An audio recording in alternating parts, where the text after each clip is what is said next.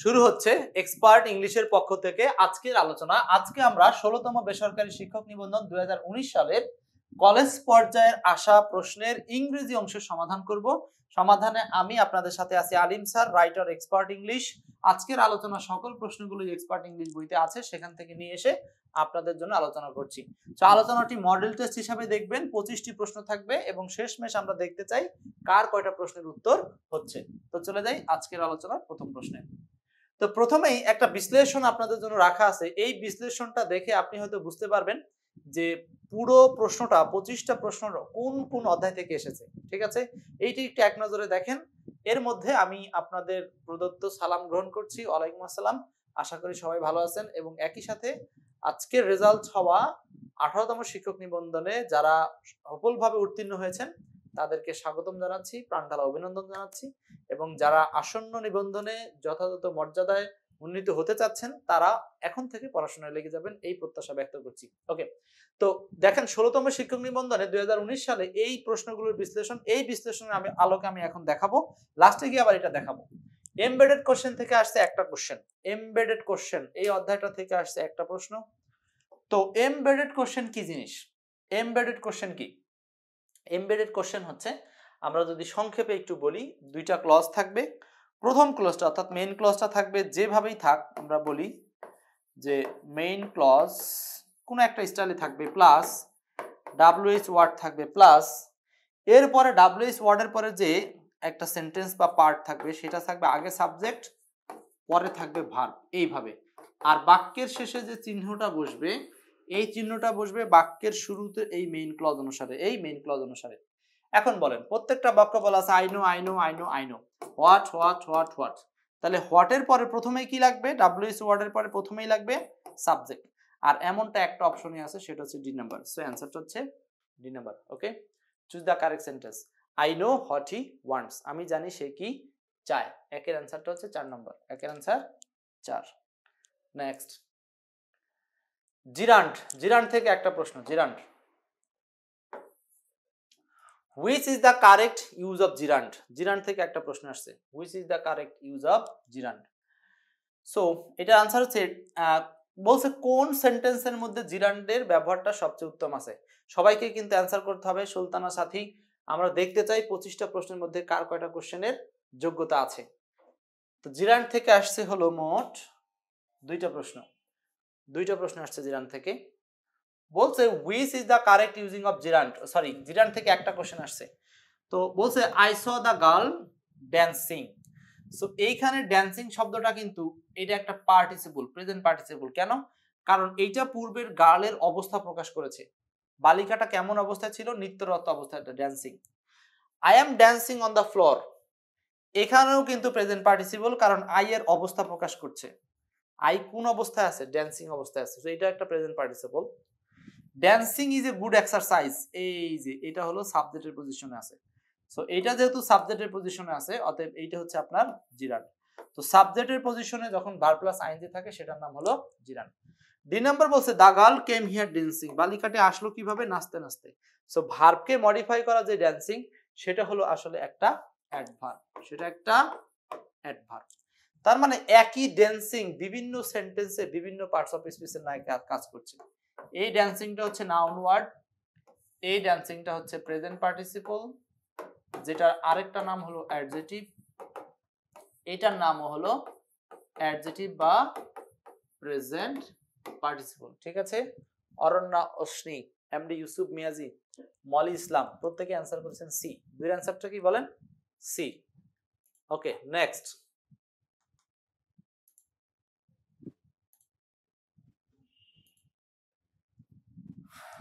তারপরেরটা বলেন।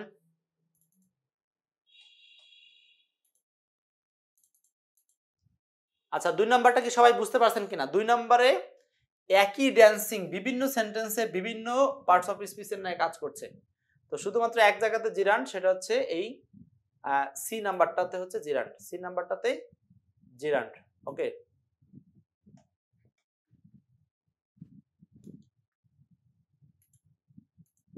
এরপর আসেন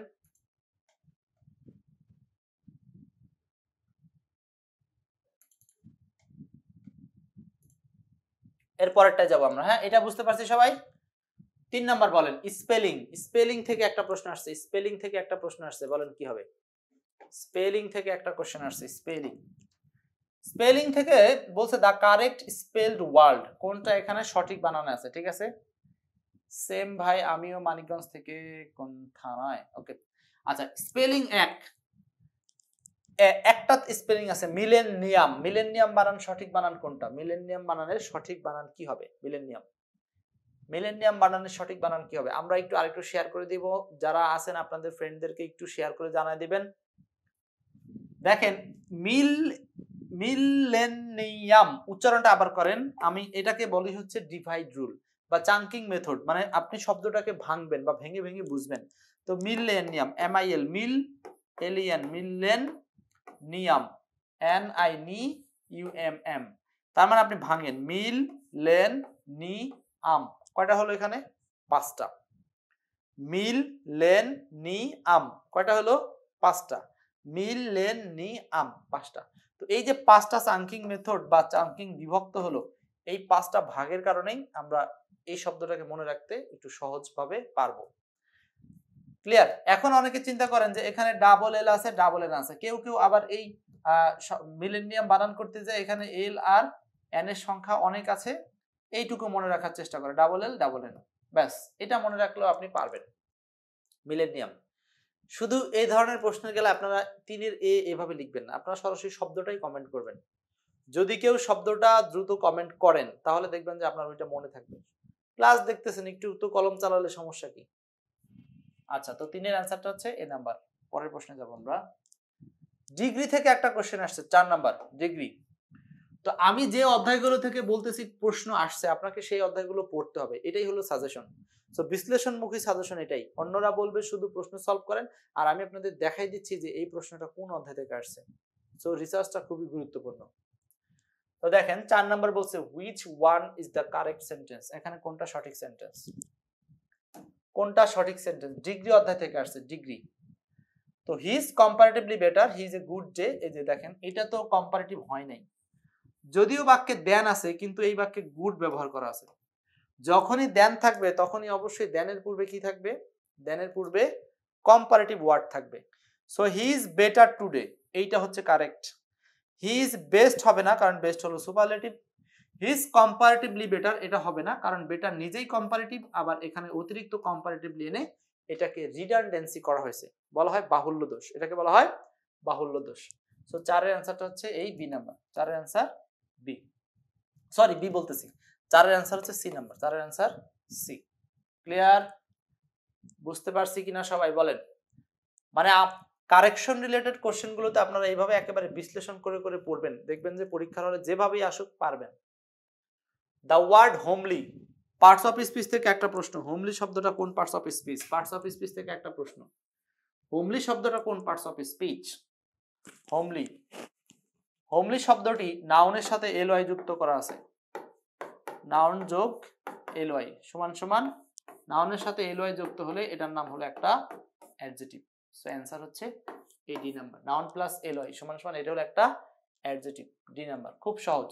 হোমলির মতো আরো অনেক আছে, ব্রাদারলি, সিস্টারলি, মাদারলি, ফাদারলি, যত নাউন আছে নাউনের সাথে যদি এলওয়াই যুক্ত থাকে তবে সেটা অ্যাডজেক্টিভের ন্যায় কাজ করে, অ্যাডভার্ব না কিন্তু অ্যাডজেক্টিভ। মনে রাখতে হবে রুলসটা। টেন্স এবং রাইট ফর্ম অফ ভার্ব থেকে 4টা প্রশ্ন পাওয়া যায়। টেন্স এবং রাইট ফর্ম অফ ভার্ব থেকে 4টা কোশ্চেন পাওয়া যায়, 4টা question. Tense plus right form of verb থেকে 4টা প্রশ্ন। হাসি মধু, তাসের আলী, ইউসুফ মিয়াজি, অনেকে উত্তর করছেন, করেন সবাই। একটু শেয়ারের মাত্রাটাও রাখবেন, একটু শেয়ারটা করে দিয়েন। দেখেন বলছে এখানে verb, what do we do, what you do at this moment. তো এই সেন্টেন্সটাতে বলছে যে এই ডুটাকে পরিবর্তন করে একটা ডু ভার্বটাকে আপনাকে চেঞ্জ করে লিখতে হবে। এখন কি লিখবেন? এই সেন্টেন্সের মধ্যে একটা ক্লু হচ্ছে এই অ্যাট দিস মোমেন্ট। তো কোন সেন্টেন্সে যদি অ্যাট দিস মোমেন্ট থাকে তাহলে সেটা কন্টিনিউয়াস টেন্স হয়, তাহলে সেটা কন্টিনিউয়াস টেন্স হয়। অ্যাট দিস মোমেন্ট থাকলে সেটা কি হয়? কন্টিনিউয়াস টেন্স হয়। তো এখানে কন্টিনিউয়াস টেন্স হিসাবে উত্তর করার চেষ্টা করেন। হোয়াট ইউ ডু, এই ডুটাকে কন্টিনিউয়াস করলে কি দাঁড়াবে? এম ইজ আর প্লাস ভার্বের সাথে আইএনজি। তো কোন অপশনে এম ইজ আর প্লাস ভার্বের সাথে আইএনজি আছে? এই যে একমাত্র বি নাম্বারে। আর ইন্টারোগেটিভ হওয়ার জন্য সাবজেক্ট এবং অক্সিলারির মাঝখানে কি আসছে, সরি অক্সিলারি আর মেইন ভার্বের মাঝখানে সাবজেক্ট আসছে। যেহেতু বাক্যটা ইন্টারোগেটিভ, বাক্যের শেষে প্রশ্নবোধক সাইন আছে। ক্লিয়ার? সুস্মিতা 6 এর সি, 6 এর বি। ওকে ফাইন, 6 এর आंसर হচ্ছে বি নাম্বার, 6 এর answer B. 7 would you mind, এই যে মাইন্ড, মাইন্ডের বংশে অনেকগুলো ওয়ার্ড আছে, যেই ওয়ার্ডগুলোর পরে নতুন ভার্ব আসলে সেটার সাথে আইএনজি যোগ করতে হয়। ঠিক আছে, তো আমরা এরকম কিছু শব্দ আপনাদেরকে লিখে দিই, যেমন mind, enjoy, mind enjoy, finish, finish, avoid, finish avoid, complete, forget, prefer, এরকম আরো অনেক শব্দ আছে, অনেকগুলো ট্রানজিটিভ ভার্ব আছে, যেই ভার্বগুলোর পরে নতুন একটা ভার্ব আসলে সেটাকে আইএনজি আকারে লিখতে হয়, কারণ সেটা অবজেক্টের পজিশন, অবজেক্ট হিসাবে জিরান্ড বসাতে হয়, আর জিরান্ড মানে হলো ভার্বের সাথে আইএনজি। সো এখানে অ্যান্সার করতে হবে would you mind bringing me a cup of tea, bringing me, bringing me, এখানে ব্রিঙ্গিং হবে, গিভিং হবে না। কেন? কারণ হচ্ছে তুমি কিছু মনে না করলে আমার জন্য এক কাপ চা আনো, তুমি কিছু মনে না করলে আমার জন্য এক কাপ চা আনো। তো অর্থের দিক থেকে এখানে অ্যান্সার হবে ব্রিঙ্গিং। তো গিভিং দিলে অর্থটা মিলবে না, গিভিং দিলে অর্থ কি দাঁড়াবে, যে কিছু মনে না করলে আমাকে মনে না করলে এক কাপ চা দিবে, তাই না? হ্যাঁ সরি, তাহলে তো এটাই ভালো আনসার হয়, দুঃখিত আমি ভুল বলেছি, এটাই ভালো মিনিং হচ্ছে যে কিছু মনে না করলে আমাকে এক কাপ চা দিবেন, কিছু মনে না করলে আমাকে এক কাপ চা দিবেন। সরি, অ্যান্সারটা হবে এই নাম্বারটাই অ্যান্সার হবে, এই নাম্বারটাই অ্যান্সার হবে, এটাই উত্তর। ঠিক আছে, অর্থগত দিক থেকে কিন্তু এটাই পারফেক্ট, অর্থগত দিক থেকে এটাই পারফেক্ট। তাহলে would you mind giving me a cup of tea, কিছু মনে না করলে আমাকে এক কাপ চা দিবেন। তাহলে মাইন্ডের সাথে যে যে ওয়ার্ডগুলো আপনাকে পড়তে হবে সেগুলো হচ্ছে এটা।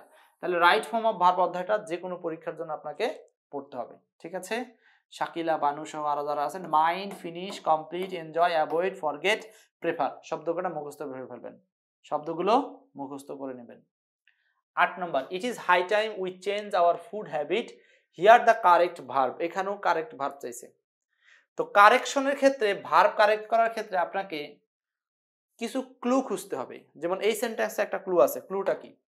এই সেন্টেন্সের ক্লুটা হচ্ছে it is time, it is time,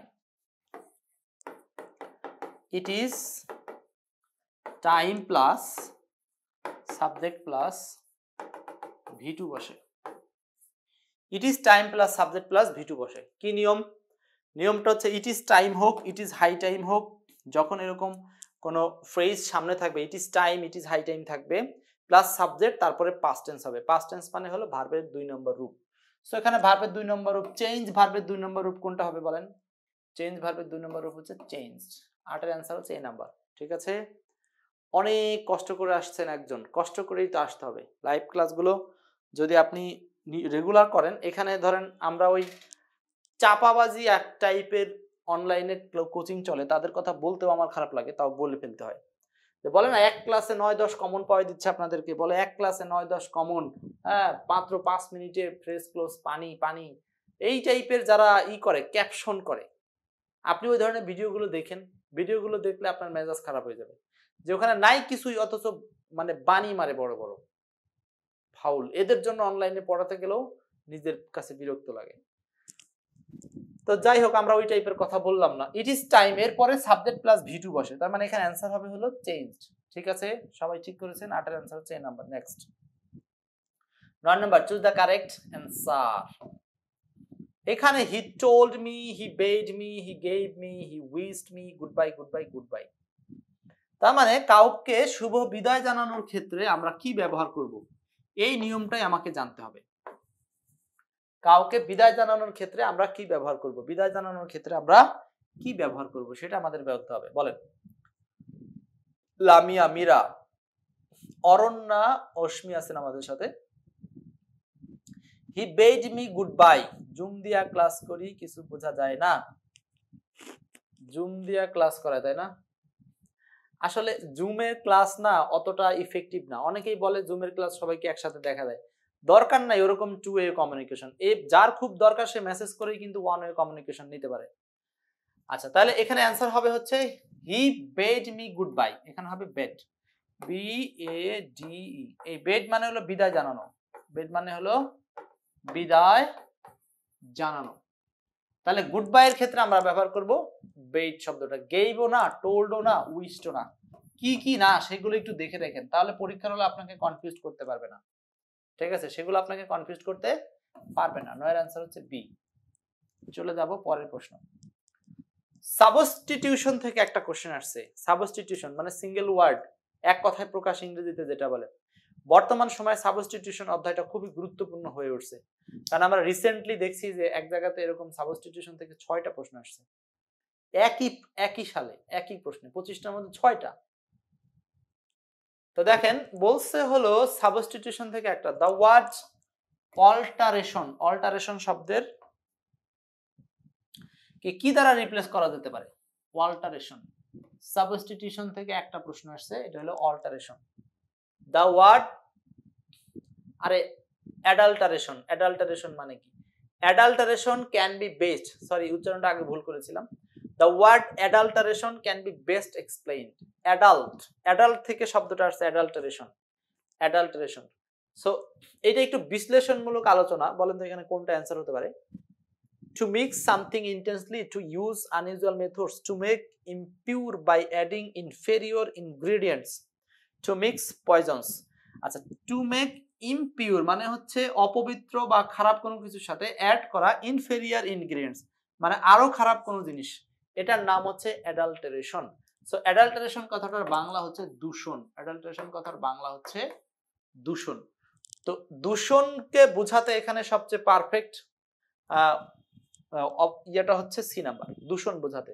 two make impure by adding inferior ingredients, তার মানে কোনো কিছুকে কি করা? ইমপিউর করা, অশুদ্ধ করা। কিসের মাধ্যমে? বাই অ্যাডিং, অ্যাডিং করিয়া ইনফেরিয়র ইনগ্রেডিয়েন্টস মানে ক্ষতিকর কোনো উপাদান দ্বারা। 10-এর অ্যান্সার সি। ওকে, 11 প্রিপোজিশন। আচ্ছা, আমি কি একটু স্পিডে কথা বলতেছি নাকি ঠিক আছে এরকমটাই আপনারা পারছেন? হ্যাঁ, অনেকে কিন্তু লাইভ ক্লাস আরো স্লো মোশনে করান, আমি অত স্লো মোশনে করাচ্ছি না, যেহেতু একটা মডেল টেস্ট সিস্টেম, আপনি দ্রুত অ্যান্সার করাটাই চেষ্টা করবেন। ইডিয়মস এন্ড ফ্রেজেস থেকে 4টা প্রশ্ন আসছে, কি একটা অধ্যায় রে ভাই। ও সরি, প্রিপোজিশন থেকে আগে একটা করে নিই, তারপর ইডিয়মসটা দেখি, ঠিক আছে? প্রিপোজিশন থেকে একটা প্রশ্ন আসছে, প্রিপোজিশন, প্রিপোজিশন থেকে একটা কোশ্চেন আসছে, একটা। 5 liters of milk is contained dash the pot. 5 litre of milk is contained dash the pot, এখানে কোন প্রিপোজিশন হবে? এখানে অ্যান্সার হবে ইন, কন্টেইনড এর সাথে ইন বসে, contained in the pot, contained এর সাথে হবে in. 5 litres of milk is contained in the pot, contained in the pot, in হবে। 11, 12, 13 ইডিয়মস এন্ড ফ্রেজ থেকে আমরা 4টা প্রশ্ন পাবো। দেখছেন এই যে ইডিয়মস এন্ড ফ্রেজের উপরে আজকেও ফাউন্ডেশন কোর্সে আমরা ক্লাস নিয়েছি, ভোক্যাব চ্যালেঞ্জ কোর্সে ইডিয়মস এন্ড ফ্রেজ শিখাইছি। তো এস গ্রুপ থেকে আমি সেখানে ক্লাস নিয়েছি। সো আপনারা যারা এই ভোকাবুলারি মুখস্থ করতে পারেন না, তাদের জন্য ভোকাবুলারি মুখস্থ করার উপায় হিসাবে আমাদের ফাউন্ডেশন কোর্সে সেই আলোচনাগুলো হয়। আচ্ছা, I could not go dash for the examination due to rain, বৃষ্টির কারণে আই কুড নট গো, আমি যেতে পারতাম না, ফর দ্য এক্সামিনেশন পরীক্ষার জন্য। আচ্ছা, এইখানে কি হতে পারে অ্যান্সার? এইখানে এটা গ্রুপ ভার্ব বা যেটাকে আমরা ফ্রেজাল ভার্ব বলি, এখানে গো এর সাথে কি বসালে অর্থটা মিলবে? 12 নম্বরটা বলেন। আর 13 নম্বর বলছে যে at loggerheads, at loggerheads means, এই লগারহেড মানে কি? LOGGER, logger heads. এই লগারহেডস মানে কি? লগারহেডস মানে হচ্ছে কোয়ারেলিং, মানে ঝগড়া করা।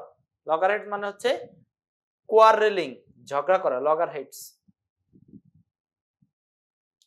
হ্যাঁ, এখন এই লগারহেড মানে যদি সি নাম্বার বলেন, বিলিজারেন্ট মানে মারমুখী, সো এইটার মিনিং এর সাথে কিন্তু এইটার মিনিং এর একটা মিল আছে।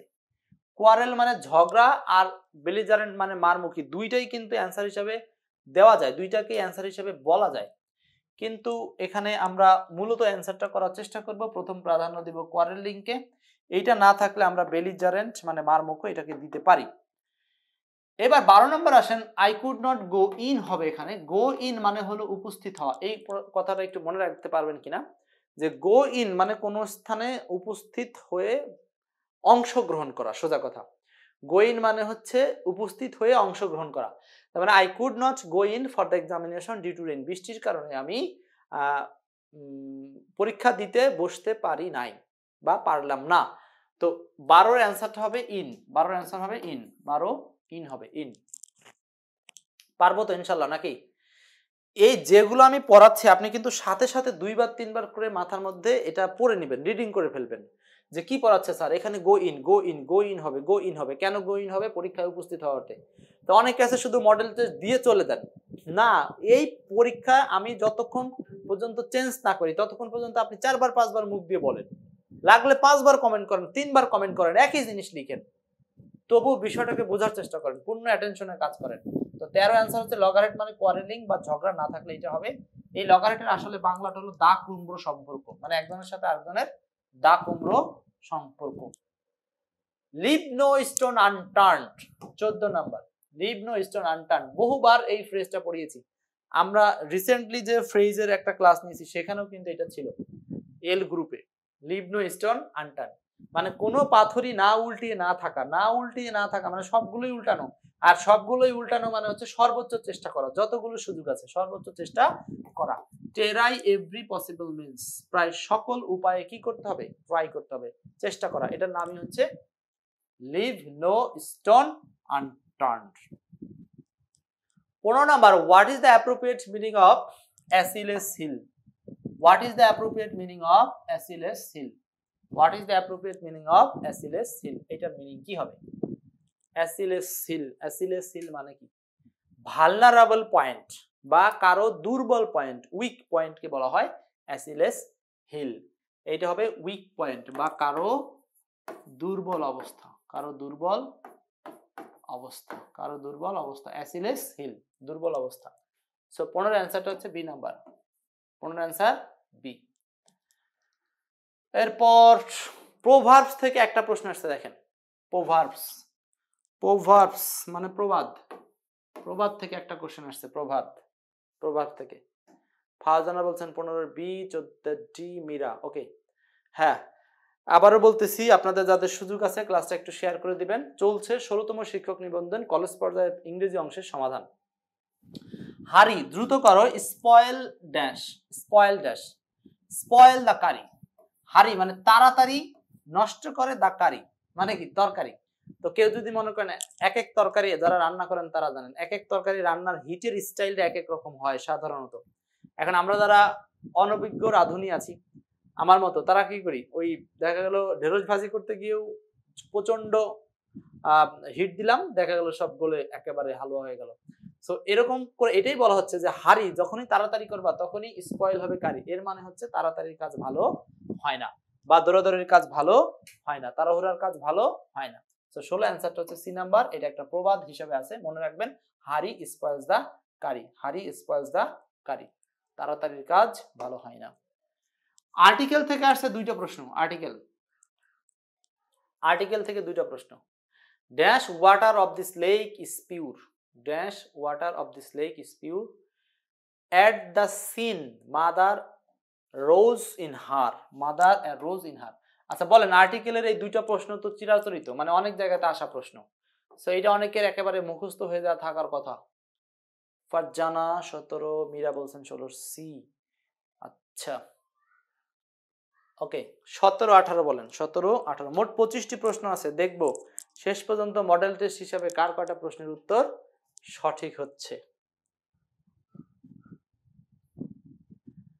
আচ্ছা, dash water of this lake is pure, মনে রাখবেন যখন কোনো প্রিপজিশন দ্বারা এরপর একটা সোর্স থাকে, সোর্স, সো সোর্সের সাথে মিল রেখে সোর্সের পূর্বে যদি কোনো নাউন থাকে তাহলে সেই নাউনটাকে নির্দিষ্ট করা বোঝায় বা স্পেসিফাই করা বোঝায়, তখন আমরা এখানে ব্যবহার করব স্পেসিফিক অর্থে আর্টিকেল হিসাবে দি। কারণ এখন এইটা দ্বারা নির্দিষ্ট করা হচ্ছে পানিটা কোথাকার পানি, এই যে লেকের পানি, তো লেকের পানি যেহেতু স্পষ্ট করা হচ্ছে তার মানে এখানে আমরা অ্যান্সার করব হচ্ছে D. 18 number, at the scene, এই সিনে মাদার অ্যারোজ ইন হার, এটাও কি হবে? এটাও হবে ডি। কেন? কারণ হচ্ছে কমন নাউনকে যখন কনভার্ট করে অ্যাবস্ট্রাক্ট নাউনে রূপান্তর করা হয়, অ্যাবস্ট্রাক্ট নাউনে, তখন উক্ত কমন নাউনের সামনে দি দিতে হয়। কেন? এটার বাংলাটা হচ্ছে এরকম, মাদার মানে সাধারণত মা, কিন্তু এখানে যখনই আপনি বলছেন দা মাদার, এর মানে হচ্ছে মাতৃত্ব। তো the mother arose in, arise থেকে arose, past tense, the mother মাতৃত্ব অ্যারোজ ইন হার, তার ভিতরে জেগে উঠলো। এই অ্যারোজ মানে হচ্ছে জেগে ওঠা বা বের হয়ে আসা বা প্রকাশ পাওয়া। তা মাদার অ্যারোজ ইন হার, তার মধ্যে মাতৃত্ব জেগে উঠলো বা মাতৃত্বের প্রকাশ ঘটলো। সো এই কারণে এখানে আর্টিকেলটা দি বসছে। তার মানে এখানে দি বসে নাউনটাকে কনভার্ট করে ফেলেছে কমন নাউন থেকে অ্যাবস্ট্রাক্ট নাউন। নরমালি আমরা জানি মাদার কমন নাউন, কিন্তু এখন দি দেওয়ার কারণে এটা হয়ে গেছে অ্যাবস্ট্রাক্ট নাউন। মনে থাকবে নিয়মটা? তাহলে একইভাবে যদি আপনি কোথাও এরকম দিতে যান, যে অনেক সময় দেখা যায় না যে একটা সন্তানকে দেখে যে কোনো একটা নারীর মধ্যে, তার মধ্যে একটা মাতৃত্ব জেগে ওঠে। হ্যাঁ, অনেক সময় ছোট ছোট বেবি দেখলে অনেকে, ছেলে মানুষের মধ্যে এটা কম হয়, যে দা ফাদার, পিতৃত্ব জেগে ওঠাটা একটু কম হয়। আবার ব্রাদার, ভ্রাতৃত্ব জেগে ওঠাটা অনেক সময় হয়। সিস্টার বা যেটাকে আমরা কি বলি বোন সুলভ, এরকম অনেক সময় আচরণ হয়। ঠিক আছে? সো এটা একটা ইন্টারনাল গুণ বোঝায়, এই গুণ বোঝানোর কারণে এটা একটা অ্যাবস্ট্রাক্ট নাউন। ওকে, নেক্সট। ভার্ব থেকে একটা প্রশ্ন আসছে, I wanted the poster. Verb থেকে একটা কোশ্চেন আসছে, আই ওয়ান্টেড দ্য পোস্টার। দেখেন, এই ওয়ান্ট ভার্বটাকে এখানে পজিটিভ করা হচ্ছে। ওয়ান্টের পরে একটা বস্তুবাচক শব্দ আছে, এরপরে আপনি কি ব্যবহার করবেন? আমি চাই পোস্টারটি, আই ওয়ান্টেড দ্য পোস্টার, আমি চাই পোস্টারটি। এখন বলেন, এখানে একটা কেউ যদি এই নিয়মটা মুখস্থ না করে কিছু একটা জিনিস এখানে শিখে নেয়, দেখেন শিখবে কি, I wanted the poster which, মানে যেটি, এই যেই পোস্টারটা কি করতে হবে, is two B hang, Hang. মানে আমি চাই যে পোস্টারটা, সেই পোস্টারটা যেন কি অবস্থায় থাকে, টু বি হ্যাং, ঝুলন্ত অবস্থায় থাকে। সো এইখানে কিন্তু এইটা জাস্ট প্যাসিভ মুডে সেন্টেন্সটাকে তৈরি করতে হবে, প্যাসিভ মুডে। এখন কোন পোস্টার যদি দেওয়ালে ঝুলাতে যান, তাহলে সেটার মিনিংটা কি হ্যাং নাকি হাং, এটা আপনাকে বুঝতে হবে। হ্যাং নাকি হাং, অনেকে এটা জানে না। আজকে ক্লিয়ার হবেন, জীবনকার মতো ক্লিয়ার হবেন। সূত্রটা দেখেন এবং ক্লুটা দেখেন। হ্যাং যদি বাংলায় বোঝায় ফাঁসি দেওয়া, ফাঁসি দেওয়া বোঝাতে এখানে হবে হলো হ্যাংড। আর যদি বোঝায় কোনো বস্তু ঝুলানো, আর যদি কোনো বস্তু ঝুলানো বোঝায়, তাহলে যেটা হবে সেটা হচ্ছে হাং। হাং মনে থাকবে। এই হ্যাংড এটা নিজেই ভি2 নিজেই ভি3, আর হাং এটা নিজেই ভি2 নিজেই ভি3।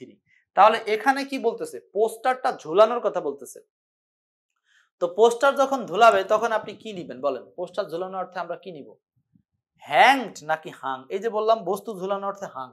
এখন এইটাই যদি আপনারা পরীক্ষায় ভুলে যান, এটার জন্য মনে রাখবেন, বস্তু ঝুলানোর এখানে যে ইউটা আছে না, এই ইউটাকে যদি আপনি কষ্ট করে এরকম একটা মাথা বের করে দেন, এটা একটা উল্টা হ্যাঙ্গারের মতো হয়ে গেল না? দেখেন এটা একটা হ্যাঙ্গারের মতো দেখা যাচ্ছে কিনা। তার মানে ইউকে যদি আমরা উল্টাই, এটা একটা হ্যাঙ্গার হয়। আর হ্যাঙ্গারে আমরা কি মানুষ ঝুলাই না বস্তু ঝুলাই? বস্তু, কাপড় চোপড়। অতএব এইখান থেকে আপনি মনে রাখতে পারেন। আর ফাঁসি দেওয়াটা কিভাবে মনে রাখতে পারেন, এখানে লেখা আছে হ্যাংড, ইডি লাস্টে ইডি আছে না, ইডি ডয়ের সাথে ভাষাগত মিল রাখেন, ড সমান সমান, একটু কষ্ট করে মনে করে নেন, এটা হলো দড়ি, ড সমান সমান দড়ি। এখন দেখেন ফাঁসি দেওয়ার জন্য আমাদের কি লাগে, দড়ি লাগে।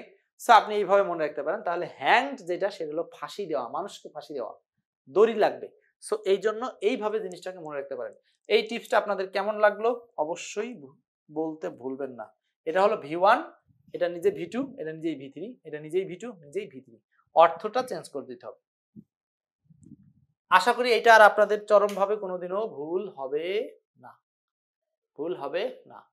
19-এর আনসার শেষ। নেক্সট 20 নাম্বার, সিনোনিম অ্যান্টোনিম থেকে একটা প্রশ্ন আসছে। সিনোনিম অ্যান্টোনিম থেকে একটা আসছে, what is the antonym of rare? Rare শব্দের অ্যান্টোনিম কি? What is the antonym of rare? Rare মানে হচ্ছে আর ই এ আর, রেয়ার। এই রেয়ার মানে কি?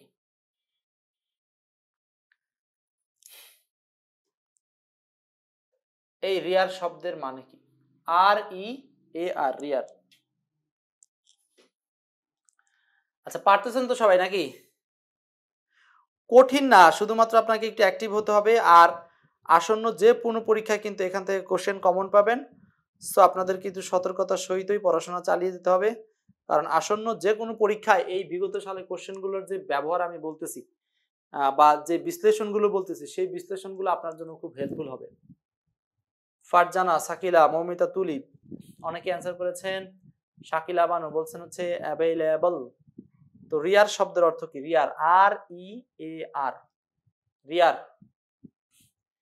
পিউলি, অরণ্যা,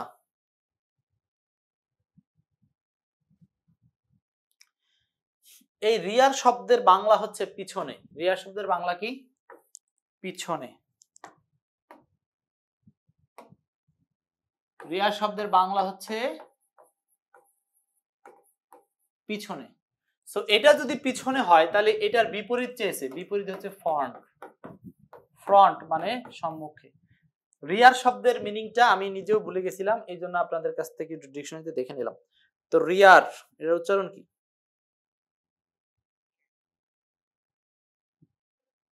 rear, rear, rear, রিয়ার। তো রিয়ার মানে হলো পিছনে, আর এটা বিপরীত হলো ফ্রন্ট। ফ্রন্ট মানে কি? সম্মুখে বা সামনে। তো রিয়ারের যদি সিনোনিম চাইতো পরীক্ষার হলে, আপনারা পড়ে গেলেন রিয়ারের অ্যান্টোনিম হলো ফ্রন্ট, পরীক্ষায় আসল সিনোনিম কি? অ্যান্সার হবে হলো বিহাইন্ড মানে পিছনে। তো পরীক্ষায় অ্যান্টোনিম না চাবে না সিনোনিম চাবে, সেটা কিন্তু পরের পরীক্ষায় চেঞ্জ হয়ে যেতে পারে, কারণ পরীক্ষক যে হুবহু কমন নিবে তা কিন্তু না, ঘুরিয়ে ঘাড়িয়ে কোশ্চেনটা নিবে। এই কোশ্চেন থেকে হয়তো তারা সাপোর্ট নিবে এখান থেকে, এই জন্য বিগত সালে কোশ্চেন করার সময় রিসার্চ করবেন। ট্রান্সলেশন থেকে আসছে দুইটা প্রশ্ন। ট্রান্সলেশন, এই যে 11-20 গ্রেডের ট্রান্সলেশন নিয়ে যারা দুশ্চিন্তা করেন তাদের জন্য এই 9 কোড অফ ট্রান্সলেশনটা হতে পারে মধুর একটা রচনা। এইখান থেকে আপনি যে কোনো পরীক্ষা আসা ছোট বড় সকল অনুবাদগুলোকে একেবারে কমপ্লিটলি শেষ করতে পারবেন। ছেলেটি কাঁদতে কাঁদতে আমার কাছে এলো। এখানে 9 কোডের বিশ্লেষণ আছে। হ্যাঁ, আমরা 9 কোডের বিশ্লেষণটা এখানে এখন বলবো না, তারপর আমি একটু সংক্ষেপে না বললেই না। 9 কোডের বিশ্লেষণ, হ্যাঁ, SF NOC MPTR, এই হলো 9টা কোড। তো একটা বাক্যের মধ্যে এই 9টা কোড যারা জানবে, মানে 9টা এলিমেন্টস যাদের জানা থাকবে, তাদের পৃথিবীর সকল বাক্যই ট্রান্সলেশন করা সহজ। এই 9টা কোডের বাইরে আপনাদেরকে যদি কেউ বলে যে ট্রান্সলেশনে কিছু জানা লাগবে না, এটা জানবে সেটা জানবে, 2টা নিয়ম জানলে যথেষ্ট, তারা আসলে আবোল তাগোল আপনাদেরকে অযথাই আকর্ষণ করতে চায়। কিন্তু বস্তুত আপনি যদি ট্রান্সলেশন শিখতে চান, আপনাকে এই 9টা কোড সম্পর্কে জানতে হবে, 9টা উপাদান সম্পর্কে জানতে হবে। মানে একটা সেন্টেন্সের মধ্যে সর্বমোট থাকে 9টা এলিমেন্টস। এখন কোন সেন্টেন্সে 3টা থাকতে পারে, 5টা থাকতে পারে, 9টা থাকতে পারে, 2টা থাকতে পারে, মানে সব মিলিয়ে সকল সেন্টেন্সের মধ্যে 9টা এলিমেন্টসই বিদ্যমান। তো আসেন, subject, finite verb, non finite verb, object, complement, adverb of manner, adverb of place, adverb of time, adverb of reason, এই 9টা এলিমেন্টস থাকে। তো প্রথমে সাবজেক্ট বসাবেন, তারপরে ফাইনাইট ভার্ব, তারপরে নন ফাইনাইট ভার্ব, তারপরে অবজেক্ট, তারপরে কমপ্লিমেন্ট। তো উল্লেখ্য কোন সেন্টেন্সে অবজেক্ট কমপ্লিমেন্ট একসাথে থাকে না, শুধু অবজেক্ট অথবা কমপ্লিমেন্ট থাকে। সো এইখানের অ্যান্সারটা কি? এখানের অ্যান্সারটা আপনার এই 9 কোড না জানলেও পারবেন। সেটা হলো he came, the boy came to me crime, came to me crime. 21-এর অ্যান্সারটা হচ্ছে এ নাম্বার। 21-এর অ্যান্সার এ। 21-এর অ্যান্সার এ। তো কেন? এই যে কোনো ক্রিয়ার সাথে তে তে বোঝালে এইটার একটা নিয়ম আছে, যে যখন কোনো ক্রিয়ার সাথে তে তে বোঝায়, এটাও রুলস আলোচনা করা আছে এই 9 কোড অফ ট্রান্সলেশন বইতে। ক্রিয়া প্লাস তে তে বোঝায়, তখন আমরা ভার্বের সাথে আইএনজি যোগ করি। তো এই যে দেখেন, এই যে বয় হলো এখানে সাবজেক্ট, মানে কোড নাম্বার 1। এরপরে কেম, এটা হলো কোড নাম্বার 2 ফাইনাইট ভার্ব। এরপরে টু মি, এটা হলো কোড নাম্বার এই অবজেক্ট, 4 নাম্বার কোড অবজেক্ট। আর এইটা হলো নন ফাইনাইট ভার্ব, এই যে 5 নাম্বার কোড নন ফাইনাইট ভার্ব। ঠিক আছে? সো নিয়মটা হলো অবজেক্ট আর নন ফাইনাইট ভার্ব যদি একসাথে আসে, অবজেক্ট আর নন ফাইনাইট ভার্ব, তাহলে আগে অবজেক্ট লিখতে হয়, পরে নন ফাইনাইট ভার্ব লিখতে হয়। ক্লিয়ার? এরপর আসি নেক্সট। 22 নাম্বার, লেবু কচলালে তেতো হয়। ঠিক কথা বলেছেন। ও, আপনারা বলেন নাই, এটা বলেছে 16তম শিক্ষক নিবন্ধন কলেজে যে প্রশ্নটা তৈরি করছে। লেবু কচলালে তিতে হয়, তার মানে কোনো জিনিসকে আপনি, হ্যাঁ, কোনো জিনিসকে আপনি যদি বেশি বেশি করে চিপেন বা দড়ি, আমার ভাষায় বলি, দড়ি বেশি চাপ দিলে সেটা ছিঁড়ে যায়, টাইট দিলে ছিঁড়ে যায়। আচ্ছা, এখন লেবু কচলালে তেতো হয়, এটার একটা সুন্দর একটা অর্থ এখান থেকে পাবেন। দেখি আপনারা একটু চেষ্টা করেন। 22 নম্বরটা, the lemon becomes bitter if it is rubbed, a zest driven hard loses its points, a hungry fox is an angry fox, don't try to anything again and again, কোনো কিছু বারবার এবং বারবার চেষ্টা কইরো না। সো 22 নাম্বারটা যাদের মুখস্থ আছে তারা বলতে পারবেন, সেটা হচ্ছে এই যে a zest driven heart, a zest driven heart loses its points, loses its points, a zest driven heart, a zest driven heart loses its point, এইটা হচ্ছে এই প্রবাদটার ইংরেজি। a zest driven heart loses its points।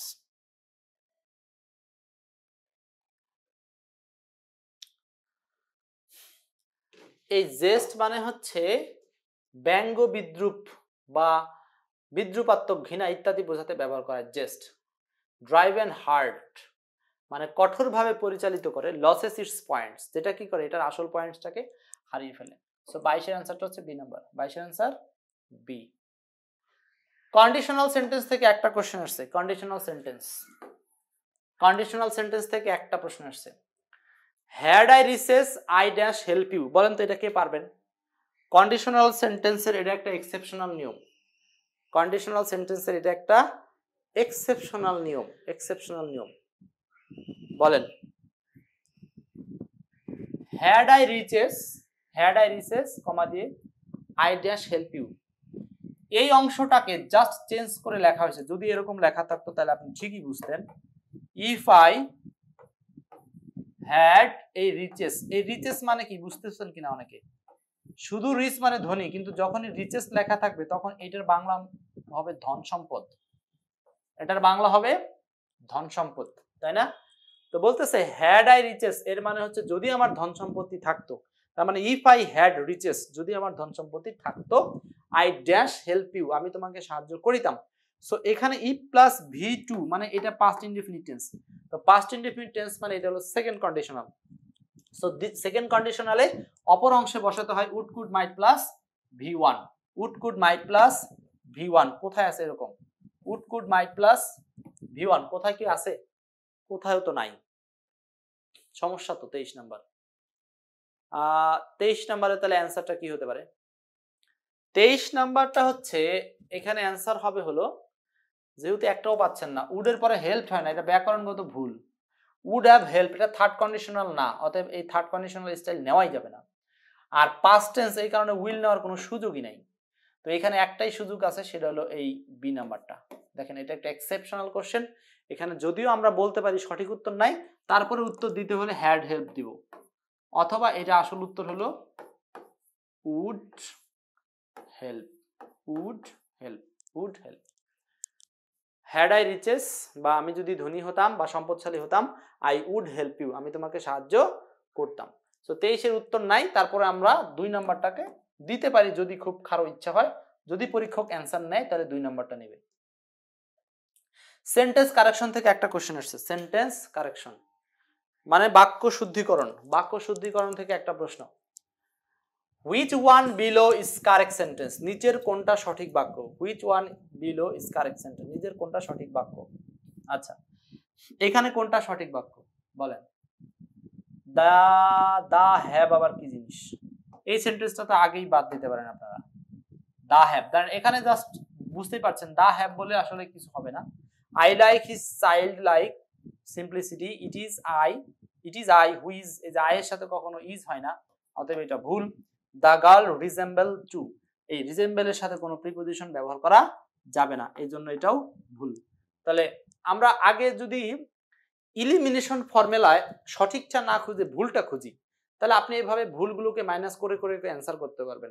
সেই ক্ষেত্রে আপনার মাথায় ইংরেজি সম্পর্কে হিউজ একটা নলেজ থাকতে হবে, ওভারঅল একটা বেসিক নলেজ থাকলে আপনি ভুল অপশনগুলোকে ছেটে দিতে পারবেন। ক্লিয়ার? তো 24 এর সবগুলো ভুল অপশন ছেটে দিয়েছেন, অ্যান্সার হচ্ছে বি নাম্বার। কেন সবগুলো ভুল? এই যে কিভাবে বুঝলেন? আয়ের সাথে ইজ হয় না, আয়ের সাথে হয় এম, ঠিক আছে? এটা হচ্ছে রিলেটিভ প্রোনাউনের পূর্ব পদ অনুযায়ী রিলেটিভ প্রোনাউনের পরে ভার্ব বসে। এটা প্রোনাউন অধ্যায়ে আমরা বেসিক কোর্সে পড়াই। রিজেম্বলের সাথে কোনো প্রিপজিশন ব্যবহার করা যাবে না, কারণ এটা এখানে ভার্ব, তো ভার্বের সাথে টু হয় না। আর এখানে দা হ্যাভ বলে কিছু হয় না, সো অ্যানসার হচ্ছে বি নাম্বার, কোনো কথা নাই। এবং আজকের আলোচনার সর্বশেষ প্রশ্ন পার্টস অফ স্পিচ থেকে একটা প্রশ্ন আসছে। এই 25 নাম্বার প্রশ্নটা প্রত্যেকেই অ্যানসার করবেন। এবং লাস্ট কোশ্চেন দেখতে চাই এখানে অন্তত পক্ষে কারোর জন্য কোনো ভুল না হয়। What is the verb of the word friend? Friend শব্দটা আমরা জানি এটা একটা নাউন ওয়ার্ড, ফ্রেন্ড। তো ফ্রেন্ড শব্দকে নাউনকে আমরা কি বানাবো? ভার্ব বানাবো। ফ্রেন্ড শব্দ নাউন, নাউনকে আমরা ভার্ব বানাবো। 25 কি? বি ফ্রেন্ড, বয়ফ্রেন্ড না, বি ফ্রেন্ড।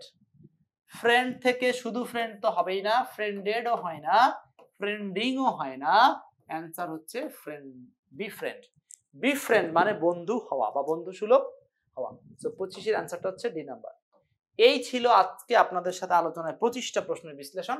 এখন দেখেন এই 25টা প্রশ্ন কোন কোন অধ্যায় থেকে আসছিল, তাড়াতাড়ি স্ক্রিনশট মারেন এবং এই অধ্যায়গুলো এখন থেকে দ্রুত পড়া শুরু করেন, কারণ এই অধ্যায় থেকেই কিন্তু আমরা আসন্ন 19তম নিবন্ধনে প্রশ্ন পাবো ইনশাআল্লাহ। সো দেখেন এখানে আমরা একটু রিচার্জটা করে নেই। গ্রামার থেকে কয়টা প্রশ্ন আসছে, মেমোরাইজিং থেকে কয়টা প্রশ্ন আসছে? আচ্ছা, গ্রামার থেকে আসছে হলো 1 2 2 আর 4 6 6 6 6 6 আর 1 7 7 8 9 10 11 12 13 13 14 14টা প্রশ্ন আসছে গ্রামার থেকে, আর মেমোরাইজিং থেকে আসছে 11টা প্রশ্ন। এখন আপনি কাকে গুরুত্ব দিবেন, কাকে বাদ দিবেন, দুইটাই গুরুত্বপূর্ণ। আপনি মুখস্থ অধ্যায়ও ছাড়তে পারবেন না, গ্রামার অধ্যায়ও ছাড়তে পারবেন না, দুইটাকে সমান মনোযোগ দিতে হবে। এইটা হলো কলেজের শিক্ষক নিবন্ধনের রিচার্জ, তাই বলে। বুঝাইতে পারছি? সো এখানে গ্রামার 14টা, মেমোরাইজিং 11টা। সো আমাদের গ্রামারের উপরে কোর্স আছে, মেমোরাইজিং এর কোর্স আছে। যে যে কোর্স করতে চান কোনো সমস্যা নাই, এই যে এখানে যে নাম্বারটা দেওয়া আছে এই নাম্বারটা আপনারা কল করবেন অথবা মেসেজ দিয়ে হোয়াটসঅ্যাপে মেসেজ করবেন, ঠিক আছে? আচ্ছা, তো এই ছিল আজকের আলোচনায় আপনাদের সাথে প্রশ্ন সমাধান এবং বিশ্লেষণ। সাথে থাকার জন্য অনেক ধন্যবাদ। ভালো লাগলে ক্লাসটা প্রচুর পরিমাণে শেয়ার করবেন এবং বারবার মাঝে মধ্যে এই ক্লাসগুলো নিজেরা লিঙ্কটা শেয়ার করে রাখেন, দেখবেন, দেখার চেষ্টা করবেন, ঠিক আছে? ধন্যবাদ।